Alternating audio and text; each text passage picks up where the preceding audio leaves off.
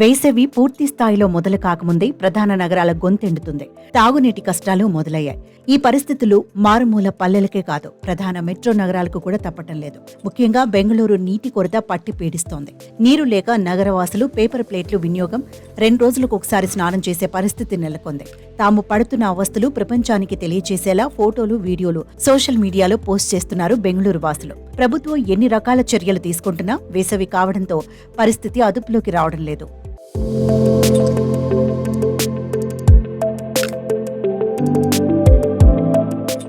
నగరానికి రోజుకు 2600 LMD నీటి అవసరం ఉండగా 2100 MLD మాత్రమే అందుబాటులో ఉంది. దాదాపు 500 MLD కొరత ఏర్పడింది. బెంగళూరు నగరంలో మొత్తం 14,000 బోర్లు ఉండగా వాటిలో 6,900 ఎండిపోయాయి.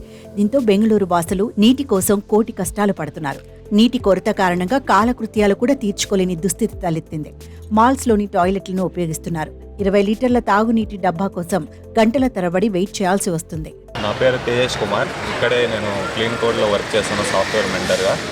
ఇక్కడ గత 4 లేదా 2 నెలల నుంచి చాలా వాటర్ లేక చాలా ఇబ్బంది పడుతున్నారు ఇక్కడ లోకల్లో.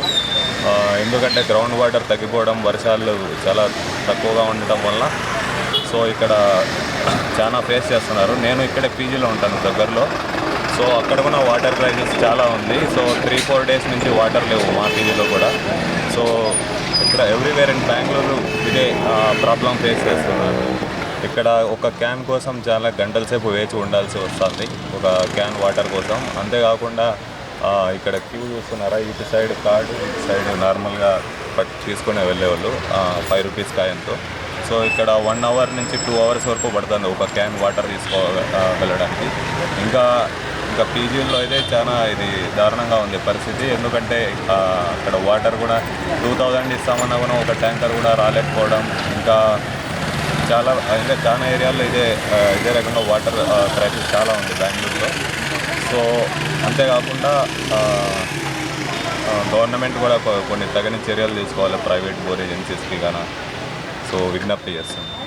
డైలీ యూజింగ్ నీటిని అందించే రిజర్వాయర్లలో నీరు లేకపోవడంతో నీటి సంక్షోభం తలెత్తింది. దీంతో నగరవాసులు వాటర్ ట్యాంకర్లపై ఆధారపడుతుండటంతో ట్యాంకర్ల యజమానులు రేట్లను భారీగా పెంచేస్తున్నారు. ఒకవేళ ప్రభుత్వ వాటర్ ట్యాంకర్ వచ్చినా దానికోసం వందలాది మంది బిందెలతో వెయిటింగ్ తప్పడం లేదు. వెయిట్ చేసినా వాటర్ దొరుకుతుందా అంటే అది కష్టమే. క్యూ లైన్లో 100 మంది ఉంటే వాటర్ అందరికీ వచ్చే పరిస్థితి లేదు.